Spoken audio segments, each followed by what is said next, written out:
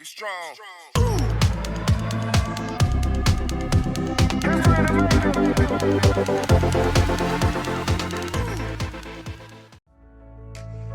Welcome back, folks. This is How to Arrange Baptism During Pandemic. First, check your latest local guidelines on people gathering or arranging baptism during pandemic. This could be done, for example, by Google search. Take the guidelines into account when planning the event. The guidelines could prevent gatherings of more than 10 people indoors even if the venue or the room was huge. These kind of restrictions require careful preparation in order to carry out memorable baptism during pandemic. These general instructions can be adopted into each own personal denomination. Number 1. Venue. Choose the desired venue according to your needs. Still, pandemic might require to think through some additional guidelines, such as gathering restrictions, especially indoors. Make a decision on whether to organize the event indoors with less people wearing masks, or possibly outdoors, considering whether wearing or not wearing masks is necessary. And considering on how to keep safety clearances between people is also a matter of thought. Number 2. Guests. Restrictions in gatherings will for sure matter in choosing which guests to invite. If the amount of people allowed to gather indoors is small, you may need to, for example, refrain from inviting all the relatives. Try to squeeze in only the most relevant people. Also consider the most weak ones in terms of pandemic, if they should be present at all. Number 3. Remote or hybrid event. Nowadays it is possible for every Joe to arrange remote event through available internet services such as Zoom or Teams. Remote event might not feel like enough, but in these circumstances it is a real option, and the amount of people participating in the baptism could be much higher than if everyone would be present physically. It is also possible to organize a hybrid event, including remote but also local component. Consider on how you feel about these options and make decisions accordingly. Number 4. Masks. Using masks could be obligatory or just a recommendation, depending on the situation. You may need to make up your opinion on using masks during the baptism. For this you should probably also consult your local community. Number 5. Accept help. Accepting help from your close ones and relatives is now and in these kind of situations more important than ever. Let people help you in organizing the event. Usually they want to help, but are just waiting for instructions on how to do it. Number 6. Record the event for sharing. These kind of occasions are memorable points in one's life, and hence deserve to be recorded somehow, if not only to one's memories. Next up we will view how to arrange a remote event through Zoom. The benefits of using Zoom for broadcasting and recording the event is that you can lock the screen and force mute participants. Premium membership is probably needed in order to continue broadcasting over 40 minutes. After the actual baptism part you may discuss with the guests or record the best wishes from each of them. You might want to tell the guests some backgrounds to the event, how you appreciate the guests participating even on the hardest of times. Or mention what is next in the agenda if any. This might be a garden party in an hour. Or whatever comes to your mind.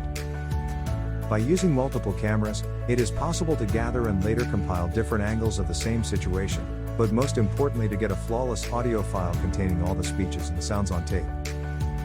In broadcasting over internet, any disturbance may break the broadcast and also the recording, making the sound go off or the screen to freeze occasionally. Therefore it is essential to have a secondary camera recording. First, let's look at planning. Check out the venue for nice perspectives for video and power outlet locations. Test lighting and voice recording. Especially old building might sometime be tricky to be used for broadcasting purposes. And remember to check if the internet connection works properly and hence enables broadcasting the event. Old and thick church walls might sometime disturb the connection. If there is a problem with the connection or power outlets, ask the venue personnel for help and guidance. They probably have done this already previously and know tips and tricks. Now let's look at the needed accessories. Number 1. Cell phones and laptop. At minimum, one needs a cell phone or a laptop with a camera for broadcasting and recording through Zoom. You might want to have an additional laptop screen for yourself or for the performing persons during the broadcast to check for poses or whether the persons can be seen through camera. Additionally, any extra camera is a plus. Consider using your old phones laying on the back of your cupboard. Just make sure prehand that it works, there is enough space for recording, and that the battery is in sufficiently good condition. Of course, you or some of your guests might have professional camera equipment you could borrow or ask the person to use for you. Number 2.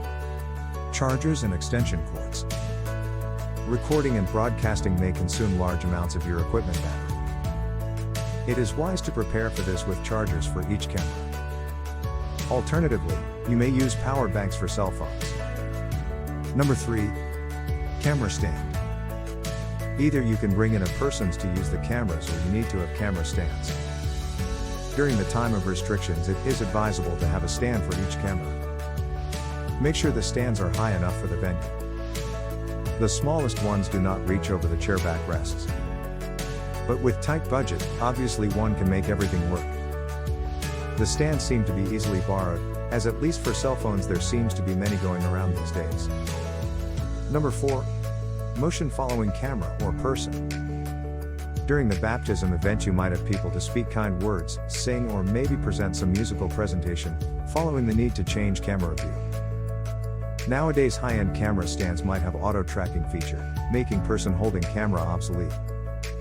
But other ways, consider asking someone to record the event as everything does not always happen in front of the preset camera scope. Secondly, consider borrowing. Asking around and borrowing most of the equipment from your surroundings is by far the most cost-efficient way to orchestrate video recording or photography if you need any equipment for single use only. Otherwise, feel free to go shopping. Thirdly comes video compilation and editing. You might want to remember the guests afterwards by sending a prepared video of the event for them or just save it for later use. But too often the separate videos are left untouched. Finishing the video edit is something to consider. This you can do yourself or have someone else do it for you. Internet is full of instructions on video editing, so that's something we do not go that deep into on this video. Now, let's see as an example how we organized baptism for our baby girl during pandemic, combining remote event and physical presence. In our baby's christening in a church, we broadcasted and recorded the event via Zoom. We used 3 cell phones, a camera and a laptop for broadcasting and recording. For the cell phones we borrowed 2 stands from our friends. Each equipment but one had chargers. Note that the one that did not blacked out at some point. The cameras were positioned around the baptism area. One cell phone was broadcasting and recording to Zoom. Other 2 just recording the events to their memory cards. Remember to check that the memory cards have lots of space in them. The laptop was connected to Zoom for us to view how it show up during the event. Pre-instructing the guests and providing joining link was essential to make sure that everyone such as old Uncle Peter and Grandma June could successfully follow the broadcast and not get stuck into technical issues, because at that point there is no time to play remote customer support. We had visited the venue before to make sure voice, internet and power outlets were proper for the broadcasting. By arriving half an hour before the event started, allowed us to do the following things. Place the cameras. Form connection to Zoom call, some of the guests already online waiting as instructed. Place chargers to desired locations and connect them to the equipment. Discuss with the priest and the to-be godparents on how the event has been planned. Change clothes for us and the diapers for the baby. Some more time would have been good, but we managed and the broadcast started on time. The baptism event lasted for an hour, including speeches, singing and post-baptism discussions. During the time only 10 people were allowed to enter the room for the event, all of which we wanted to be shown on the recording. The 10 people included the baby, parents, priest and the godparents. We did not have a separate person holding the camera but just used camera stands. Afterwards, we discussed with the guests through Zoom, hence some of them were on the other side of the world.